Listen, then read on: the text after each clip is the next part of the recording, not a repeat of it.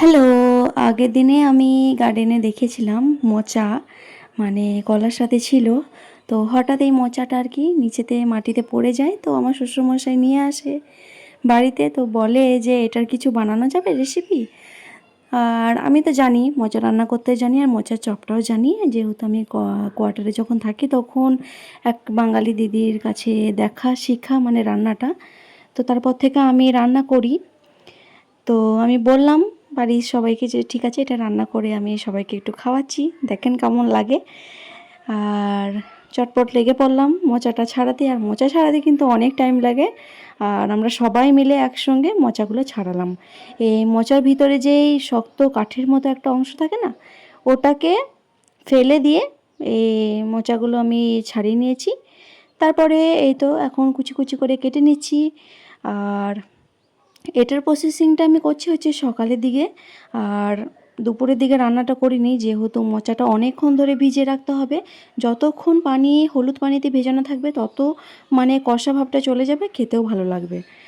সেই অনুযায়ী আমি এই তো মোচাগুলো ছাড়িয়ে সকালের দিকেই করে রাখলাম, আর বানিয়েছিলাম হচ্ছে রাত্রে। ঠিক আছে, এখন এই তো ভিজিয়ে রেখে আমি রেস্টে রেখে দিচ্ছি। এখন ঘড়িতে বাজে হচ্ছে ওই 9:30 10টার মতো ছিল। আর এই তো সন্ধ্যের দিকে চলে এসেছি মোচাটা রান্না করব বলে। তো মোচাগুলো আমি এখন পানি থেকে ঝরিয়ে নিচ্ছি, তারপরে একবার ধুয়ে নিব।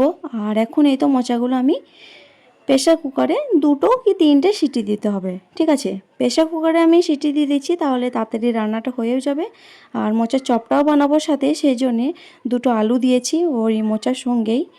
তারপরে সামান্য একটু লবণ আর পানি দিয়ে আমি গ্যাসের মধ্যে সিটি দিয়ে দেবো। ঠিক আছে, আমার মোচাগুলো কিন্তু সিদ্ধ হয়ে গেছে, এক সাইডে নামিয়ে রেখেছি। এরপরে কড়াইয়ে করব হচ্ছে আসল মশলাটা, আর ওই সাইডে হচ্ছে আজকে চিকেন, রাত্রে চিকেন হবে। চিকেন আর মোচার রেসিপিটা বানানোর জন্য একই মশলা ব্যবহার হবে। আমি 2টো বড় সাইজের পেঁয়াজ কেটে নিয়েছি, ওইদিকে চিকেনটা বানিয়ে নিচ্ছি, এইদিকে মোচাটা বানিয়ে নিচ্ছি। তেলের মধ্যে দিয়েছিলাম হচ্ছে শুকনো লঙ্কা আর পেঁয়াজটা হালকা একটু লালচে ভাব হওয়ার পর আমি আদা রসুনের পেস্ট দিয়ে দিয়েছি মোচাটাই। ঠিক আছে, আজকে আমি শুধুমাত্র মোচার রেসিপিটাই আমি মুখে বলছি, আর ওইদিকে মানে ভিডিওতে এসেছে চিকেনের রেসিপিটাও, বাট আমি মোচার রেসিপিটাই আপনাদেরকে বলে দিচ্ছি। ঠিক আছে, আদা রসুনটা দেওয়ার পর দিয়ে দিয়েছি হচ্ছে বেসিক গুঁড়া মশলাগুলো, ওই জিরে পাউডার, ধনিয়া পাউডার, হলুদ পাউডার, সামান্য একটু রেড মির্চি পাউডার। তারপরে অনেকক্ষণ মশলাটা কষানোর পর যখন তেল ছেড়ে আসবে, তারপরে দিয়ে দেবো সিদ্ধ করে রাখা মোচাটা, সঙ্গে সামান্য একটু আলু দিয়েছি, যেহেতু আমি আলু দিয়েছিলাম মোচার চপ বানাবো বলে। বাট আজকে আর মোচা চপের রেসিপিটা শেয়ার করছি না, পরের দিন হয়তো শেয়ার করে দেবো।